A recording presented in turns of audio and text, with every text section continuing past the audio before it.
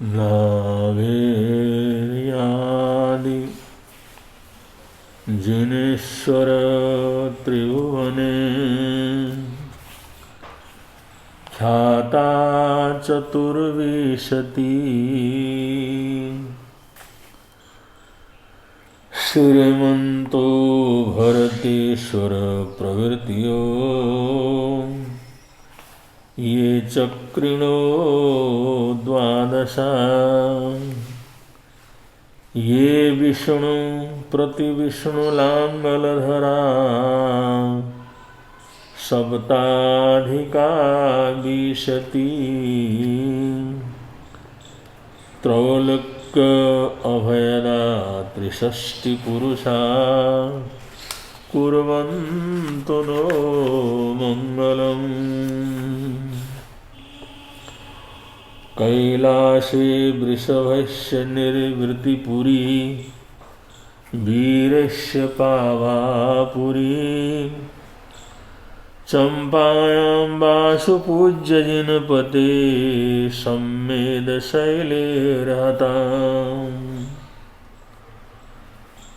शेषाणामपि उज्जयन्तशिखरे नेमीश्वरस्यार्हतो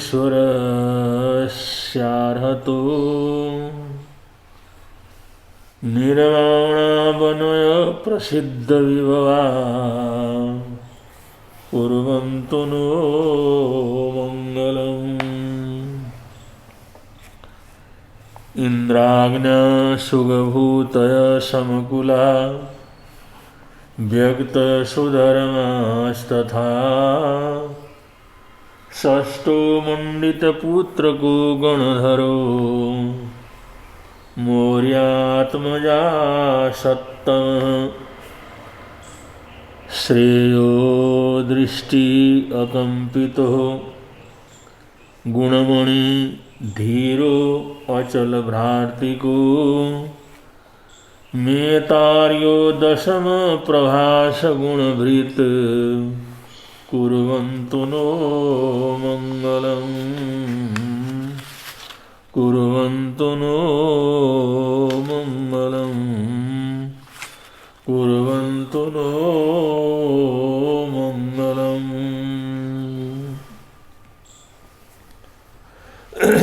पखंदे जलियं जोयिं धूमकेयं दुराशयम्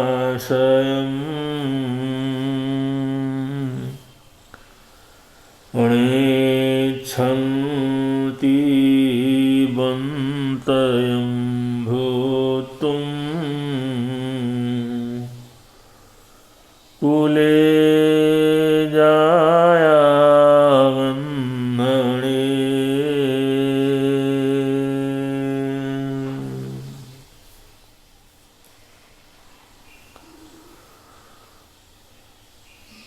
अरहत प्रभु प्रभावना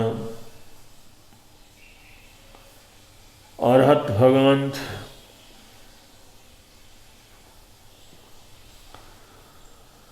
अरहत जिनेन्द्र भगवान सर्व दुनिया के कल्याणार्थ संदेश देते हैं।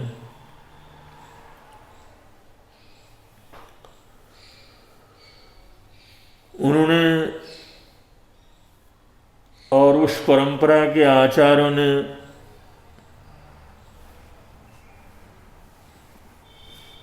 दुनिया के दो तरह की मुनिवृत्ति उसका वर्णन करते हुए कहा है।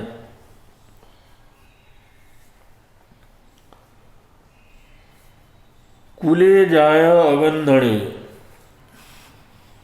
मनुष्य में नहीं पशु जगत में भी दो तरह की वृत्तियां होती हैं। एक प्रवृत्ति होती है गंधण कुल की और दूसरी वृत्ति होती है अगंधण कुल की।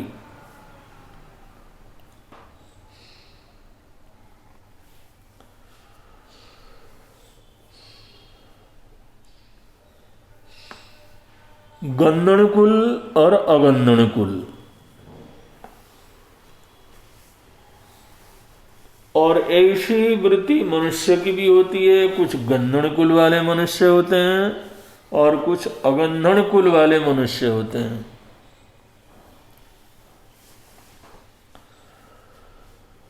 तो शास्त्रकार यहां पर साधकों को समझाते हुए या साधना के मार्ग की कुछ कठिनाइयों का वर्णन करते हुए या आने वाली परिचय, आने वाली आपत्तियां, आने वाले रुकावटों का वर्णन करते हुए कहते हैं कि प्रत्येक आगे चलने वालों के जीवन में कुछ न कुछ रुकावटें तो रहती हैं। तो अगर ऐसी कोई भी परिचय आता है या कोई समस्या पैदा होती है, साधना में रुकावट पैदा होता है, जीवन में परीक्षा की घड़ियां आती हैं, बहुत बार मनुष्यों और देवताओं के द्वारा भी साधकों की परीक्षा होती है। ऐसे समय में, ऐसे जीवन के मोड़ में मनुष्य को अगंधण कुल के वृत्तियों का अनुसरण करना चाहिए, गंधण कुल की वृत्तियों का नहीं।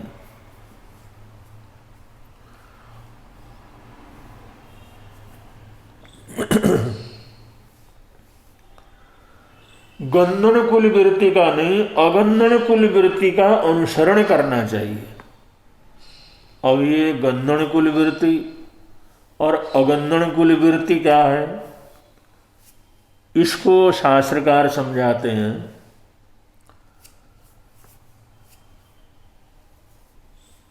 अगर किसी उदाहरण के तौर पर अगर किसी मनुष्य को कोई सांप काट खाता है, जहर फैल जाता है, तो उसके इलाज के लिए बहुत से उपक्रम किए जाते हैं। और विशेष रूप से सांपों की वृत्ति को जानने वाला, सांप का जहर निकालने वाला जो गारुड़ी है,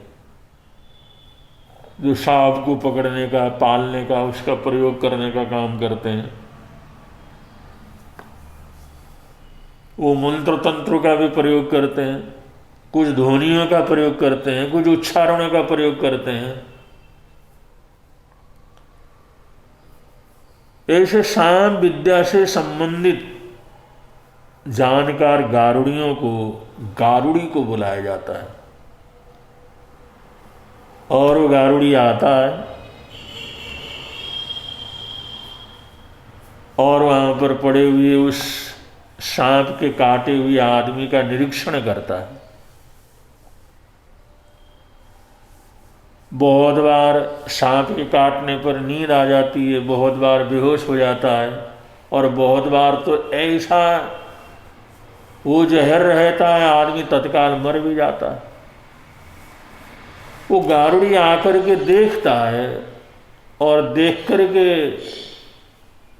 अगर अगले का प्राणांत हो गया है तब तो इलाज करने से मना कर देता है, वह कुछ है ही नहीं तो हम क्या इलाज कर सकते हैं। लेकिन अगर वो गहरी बेहोशी के अंदर हो, होश में न हो, अगर उसके अंदर प्राण शक्ति चल रही हो, शरीर से प्राण न निकले हुए हों, तब गारुड़ी कहता है हम इसका इलाज करेंगे। और वो मंत्रवादी, तंत्रवादी गारुड़ी वहां पर किसी बर्तन में या जमीन के ऊपर अग्नि को प्रज्वलित करता है और वो धधकते हुए अंगारे, धधकती हुई अग्नि ये प्रज्वलित करने के बाद एक तरफ वो जलती बलती अग्नि के कुंड को रखता है और एक तरफ एक बर्तन में, कटोरे में दूध भर करके रखता है और मंत्र उच्चारण करते हुए उस व्यक्ति के चारों तरफ जो है घूमते हुए वो मंत्र उच्चारण करता है और बीन बजाना प्रारंभ करता है। फिर उसको झाड़ता है, मंत्र उच्चार करता है, बीन बजाना प्रारंभ करता है। अब जैसे बीन बजाता रहता है वो मंत्रोच्चार वगैरह कर लेता है, कभी कभी कौड़ियों को मंत्रित करके फेंकता है। लोग थोड़ी देर में देखते हैं, कोई 10 मिनट में, 15 मिनट में, कभी आधे घंटे में वो लोगों को दिखाई देता है वो सांप वापिस उसकी तरफ आ रहा है। बहुत बार तो जो फेंकी हुई कौड़ी रहती है उसके सिर के ऊपर जाकर के चिपक जाती है और परवश होकर के वहां पर आता है। कभी मंत्र बल से ही आता है, कभी बीन की ध्वनि को सुन करके आता है। वो सांप वहां पर जहां पर ये इलाज हो रहा है, सांप का काटा हुआ व्यक्ति पड़ा हुआ है, गारुड़ी अपना कर्म कर रहा है, लोग वहां पर देख रहे हैं, परिवार वाले वहां पर उपस्थित हैं और वो सांप जिस समय सामने आता है और वो पूछता है क्या तुमने इसको काटा है, इसके अंदर जहर छोड़ा है? उसके संकेत से वो पता लगा लाता है इसी सांप ने इस आदमी को काटा है। क्योंकि जब बीन बजाता है तो और भी सांप आ सकते हैं, उस ध्वनि के आकर्षण में और भी सांप निकल करके आ सकते हैं, इसलिए कन्फर्म करता है क्या तुमने इसको काटा। जब उसको संकेत मिल जाता है ये मेरा ही शिकार है, मैंने ही काटा है, मैंने ही जहर इसके अंदर छोड़ा है, तो फिर मंत्र पढ़ता है, घेरा लगाता है, वो सांप को वहां पर बांधता है मंत्र शक्ति से, रस्सियों से नहीं, मंत्र शक्ति से, और आह्वान करता है हे सर्पराज, हम तुमसे प्रार्थना करते हैं, आग्रह करते हैं, अगर कोई तुम्हारे प्रति कोई इस व्यक्ति से कोई गलती हुई हो, कोई अपराध हुआ हो तो उसके लिए क्षमा याचना करते हैं। उस अपराध के लिए हम क्षमा प्रार्थी हैं इसकी तरफ से कि इसको तुम क्षमा कर दो, या जिस तरह से भी तुमने इनको काटा हो, हमारी तरफ से आग्रह, इसके शरीर से जो तुमने जहर इसके शरीर में छोड़ा है उस जहर को वापस इसको खींच लो और इसको जिंदगी बख्श दो। सब लोग प्रसन्न होंगे, परिवार वाले प्रसन्न होंगे, इसके बाल बच्चे प्रसन्न होंगे, जो सभी दुखी हैं। हम सब तुम्हारे से प्रार्थना करते हैं कि इस व्यक्ति को तुमने काटा है और जहर छोड़ा है, उस जहर को तुम ग्रहण करो, वापिस खींचो और इस व्यक्ति को पुनर्जीवन प्रदान करो। वो प्रार्थना करता, और फिर भी वो अगर ऐसा नहीं करता है, वो सांप वहीं पर इधर उधर करता रहता है, तो फिर वो गारुड़ी वापिस कहता है देखो हम तुमसे प्रार्थना कर रहे हैं, प्रेम पूर्वक प्रार्थना कर रहे हैं, या तो तुम इसके शरीर से उस जहर को चूस लो, वापस ले लो और इसको प्राण दे दो। अगर तुम ऐसा नहीं करते तो हमारे बंधन में हो तुम। ये जो ये ऐसा करते हो, अगर तुम सांप ये जो जहर पी लेते हो, वापिस खींच लेते हो, तो तुम्हारे लिए ये दूध का कटोरा, शुद्ध दूध का कटोरा यहाँ पर रखा है, तुम्हारे स्वागत के लिए रखा है, तुम्हारी सेवा के लिए रखा है। ये जहर चूस लो, जहर निकाल लो और एक कटोरे का दूध पी करके सम्मान पूर्वक यहाँ से चले जाओ, तुम्हें कोई तकलीफ नहीं देगा। अगर तुम ऐसा नहीं करते, अगर इसको प्राण नहीं बख्शते, अगर तुम इसके अंदर डाला हुआ अपना जहर वापस नहीं खींचते हो, उसको वापस नहीं करते हो, तो देखो सामने अग्नि का कुंड है, अग्नि प्रज्वलित है, ये जल रहा, धधकते अंगारे हैं। अगर इसके जहर को तुम जो है वापस नहीं करते और ये दूध नहीं पीते, यहां से सम्मान पूर्वक नहीं जाते, अगर इसका सहयोग नहीं करते हो, दूध को वापस नहीं पीते हो, तो इस अग्नि के अंदर प्रवेश करके अपने प्राणों की आहुति दे दो।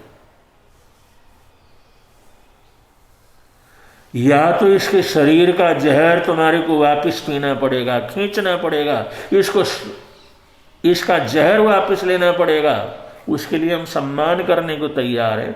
लेकिन अगर ऐसा नहीं करते तो ये जल रहा कुंड है, इसके अंदर अग्नि जल रही है, इसके अंदर अंगारे धधक रहे हैं, ज्वालाएं निकल रही हैं, तुम शरीर इसके अंदर प्रवेश करो और अपने प्राणों की आहुति इसके अंदर दे दो। जब ये दोनों विकल्प वो गारुड़ी जिस समय सामने रखता है और बड़े आत्मविश्वास के साथ आग्रह करके उसको बोलता है, तो इसमें अगर गंधड़ कुल का कोई सांप है, गंधड़ कुल का अगर कोई सांप है, तो करीबन ज्यादा गंधड़ कुल के सांप होते हैं। जो उसको डराया, भयभीत करने की कोशिश की, उसका मान सम्मान करने की बात कही, आग्रह किया, प्रेम पूर्वक आग्रह किया, तो वो सांप वहां पर जाता है जहां पर उसने डंक लगाया है और उसकी डंक की जगह अपने मुंह को लगाता है और मुंह को लगा करके वो सारे जहर को वापस पी लेता है, वापस ग्रहण करता है, वापस ग्रहण करता है और सारा उसका शरीर जो नीला पड़ा हुआ था वो भी ठीक हो जाता है। जहाँ जहाँ तक शरीर के अंदर जहर पहुँचा हुआ उस जहर को खींचता है और जहर को खींच करके और ये सब लोग उसको तालियां बजाते हैं, खुशी प्रकट करते हैं, उसका सम्मान वगैरह करते हैं, उसका आदर सत्कार करते हैं, दूध पीने के लिए उसको आग्रह करते हैं और वो दूध पी करके तृप्त हो करके वहाँ से जिधर से आया उधर को चला जाता है। बहुत से सांप ऐसा करते हैं और बहुत से सांप से काटे हुए लोगों को ऐसा इलाज करने की पुरानी पद्धति है। और ये जो गारुड़ी मंत्रवादी होते हैं, यंत्र तंत्रवादी होते हैं, वो इसका प्रयोग करते रहते हैं। और बहुत बार ये तो गंधड़ कुल के सांप का काम हो गया। कुछ अगंधड़ कुल के सांप रहते हैं, उनकी प्रार्थना की, उससे क्षमा याचना की, उसे चापलूसी की, उसको सम्मान दिया, लेकिन हम डटे रहे, वे तुम्हारे को या तो ये काम करना है या तो अग्नि के अंदर जल करके मरना है। वो कोई ऐसे सांप होते हैं, वो अपने छोड़े हुए उस जहर को, उल्टे किए हुए उस जहर को, वमन किए हुए उस जहर को वापस लेने को तैयार नहीं होते। तो अगला वापस लेने को तैयार ही नहीं होता, उसको खींचने के लिए तैयार नहीं होता। गारुड़ी कहता है तुम इस अग्नि के अंदर प्रवेश करके अपने प्राणों की आहुति दो, तो वो सांप वहां से जलती बलती अग्नि के अंदर चला जाता और उस अग्नि के ज्वाला से झुलस जाता है, मर जाता है, जल के मर जाता है। लेकिन उल्टी किए हुए उस जो है जहर को वापस ग्रहण नहीं करता। एक सांप के अंदर, सांप की जाति में भी ऐसे कुछ गंधण कुल के सांप होते हैं, कुछ अगंधण कुल के सांप होते हैं। गंधण कुल का सांप वो जो है सांप उल्टी किए हुए जहर को ग्रहण करता है और दूध पी करके चला जाता है। लेकिन दूसरा जो सांप अगंधण कुल का है वो मरना पसंद करता है, जल करके मरता है और इतने कठोर जो है उस मृत्यु को स्वीकार कर लेता है, लेकिन वापिस जहर को पीता नहीं है, दूध को पीता नहीं है और वहां पर सबके सामने जल करके प्राणों की आहुति दे देता है। तो यहां पर शास्त्रकारों का कहना यह है, ऐसे ही जो साधक होते हैं वो भी दो प्रकार के होते हैं। मनुष्य भी दो प्रकार के होते हैं। कुछ तो गंधण कुल की तरह के होते हैं, कुछ अगंधण कुल की तरह होते हैं। एक बार प्रतिज्ञा की, एक बार त्याग किया, समझ करके त्याग किया, बुराई समझ करके शामिल त्याग किया, कोई पचखान वगैरह किया और किसी चीज को ऐसा छोड़ दिया अब हम इसको जिंदगी भर ग्रहण नहीं करेंगे, आजीवन ग्रहण न करने की उन्होंने प्रतिज्ञा ली। और कभी परिचय आ गया, कभी रुकावट आ गई, कभी तकलीफ आ गई, कभी भयभीत करने वाले लोग इकट्ठे हो गए, कभी डर का वातावरण बना या कहीं मान सम्मान का वातावरण बना, तो वो किए हुए जो पचखान है, त्यागी हुई चीज है, उसको पुनः ग्रहण करने के लिए तैयार हो जाता है और अपने पचखान को तोड़ देता है। तो ऐसे लोगों को गंधण गुण के लोग कहा जाता है, जो कि पहले तो छोड़ देते हैं, उल्टी कर देते हैं, त्याग देते हैं, लेकिन कोई परेशानी आती है, कोई तकलीफ आती है, कोई डराता है, कोई भयभीत करता है, कोई लालच देता है और कोई जोर जबरदस्ती करता है, तो फिर उसी चीज को बड़े आराम से ग्रहण कर लेते हैं। और कुछ लोग ऐसे दृढ़ संकल्पी होते हैं, कुछ लोग ऐसे त्यागी होते हैं जिसको मन वचन काय से समझ करके सम्यक बोध के साथ अगर कोई प्रतिज्ञा ली है, सम्यक बोध के साथ कोई व्रत लिया है, कोई पचखान लिया है, किसी भी पाप को उसने छोड़ा है, किसी भी पाप को उसने अपने जीवन से अलग किया है, प्रतिज्ञा की है, अब कैसा ही परिचय आए, कैसा ही दुख आए, कैसी ही तकलीफ आए, कैसा ही कोई उसको डराने का प्रसंग आए, कैसा ही कोई दूसरा जोर लगाए या उसका मान सम्मान करे या अपमान करे, लाभ हो या हानि हो, जीवन हो या मृत्यु ही क्यों वर्ण न करना पड़े, वो मौत तक को स्वीकार कर लेता है। जैसे अगंधण कुल का सांप वो जहर को वापस पीने की बजाय जलती बलती अग्नि में प्रवेश करके अपने प्राणों की आहुति दे देता है। लेकिन होता एक बार जो उल्टी की है, एक बार उस गंदगी को हमने निकाल दिया है, बाहर निकाला है, उस उल्टी को पीने की बजाय तो हम तो प्राणों की आहुति दे देंगे। वो प्राणों की आहुति दे देता है, मर जाता है जल करके, लेकिन उल्टी को वापस ग्रहण नहीं करता। ऐसे ही जो अगंधण कुल के जो साधक होते हैं, चाहे कोई श्रावक हो, चाहे श्राविका हो, चाहे साधु साध्वी हो, श्रवण श्रवणिया हो, कोई भी साधक सन्यासी हो, जो एक बार पूरी तरह से मन वचन काय से छोड़ दिया, एक बार त्याग दिया, अशुभ समझ करके त्याग दिया, पाप कार्य समझ करके त्याग दिया, त्याज्य होने के कारण त्याग दिया, आगे कोई भी ऐसा प्रसंग आए किसी भी मजबूरी से उसको वापस ग्रहण नहीं करते। ऐसी उनके अंदर दृढ़ता रहती है कि भाई इसको छोड़ा सो छोड़ा, जो प्रतिज्ञा कर ली तो कर ली।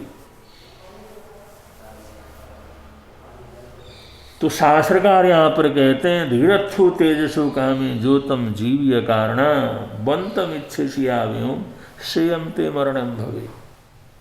और शास्त्रकार यहाँ पर अगंधण कुल की वृत्ति का समर्थन करते हुए, अगंधन कुल की वृत्ति का जो अनुमोदन करते हुए यहाँ पर कहते हैं जो जीवन के लिए, वो धिक्कार है उसको जो जीवन के लिए उल्टी हुई चीज को ग्रहण करता है। अगन्नन गन्नन कुल का जो सांप है उसके चरित्र है, साधकों की दृष्टि से, साधना की दृष्टि से, त्याग पचखान की दृष्टि से, वो कहते हैं इस तरह से अपने जीवन के लिए अपने उल्टी हुई चीज को ग्रहण करना धीरथु माने ये धिक्कार योग्य है। बंतम इच्छा से आवे, एक बार छोड़ा हुआ उसको ग्रहण करने की इच्छा करता है, मान सम्मान के लिए, आदर सत्कार के लिए, या किसी भयभीत होकर के, डर करके, मजबूरी से या परिचय वगैरह आने से, तो अगर वो उल्टी हुई चीज को ग्रहण करने का प्रयत्न करता है, ऐसे जीवित रहने का उपक्रम करता है, तो ऐसा जीना तो स्वयं ते मरणम भवे, वो मर जाना श्रेयस्कर है। जैसे वो सांप उल्टे हुए जहर को ग्रहण करने की बजाय जलती वलती अग्नि में पड़ करके अपने प्राणों की आहुति दे देता है, तो ऐसे ही साधक वो सबसे बड़ा साधक होता है, महान साधक होता है, करणी करने वाला साधक होता है। मोक्ष के अंदर जाने की शक्ति उसके अंदर बढ़ती है, जो अगन्नन कुल के सांपों की तरह से अपने त्यागी हुई चीज को ग्रहण करने की अपेक्षा मृत्यु को स्वीकार करना वो श्रेयस्कर समझता है।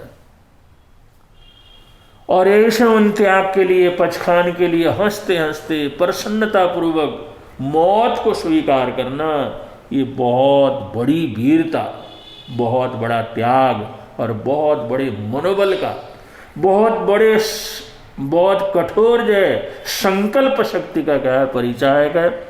ऐसा कोई साधक कर सकते हैं। जैसे गंधन कुल के सांप तो हर जगह पर मिल जाते हैं, बहुत आयतन के अंदर मिल जाते हैं, बहुत सी जगहों पर उपलब्ध होते हैं, लेकिन अगन्नन कुल का सांप कोई होता है।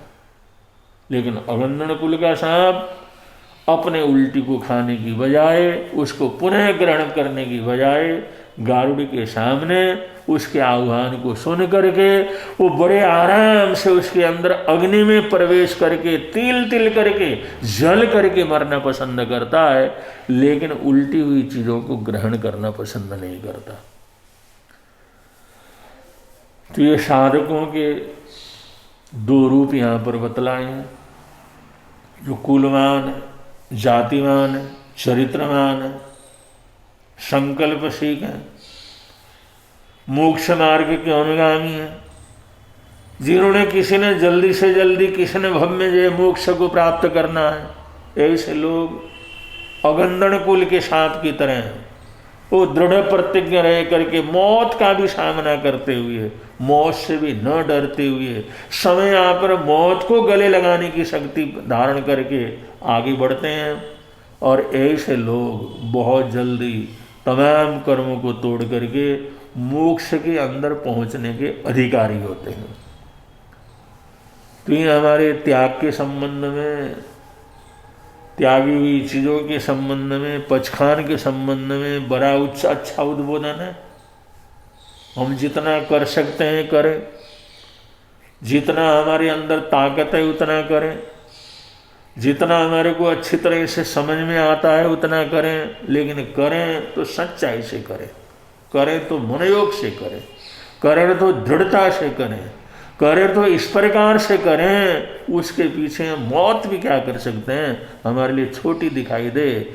तो ऐसी ताकत, ऐसी प्रवृत्ति, ऐसा पुरुषार्थ जब अंदर जागृत होता है, तो ऐसे ही लोग दुष्कर करनी करने वाले होते हैं, जो तमाम दुष्कर कर्मों को तोड़ करके, महामोनीय कर्मों को तोड़ करके, उनको जीत करके मोक्ष के अधिकारी बन सकते हैं। तो ये एक संदेश, मार्गदर्शन अरहत महाप्रभुओं ने दिया है। इसको याद रख करके आगे बढ़ेंगे, यहाँ भी आनंद रहेगा, पर्व के अंदर भी आनंद रहेगा। इन्हीं मंगल कामनाओं के साथ बोलिए भगवान महावीर स्वामी की जय।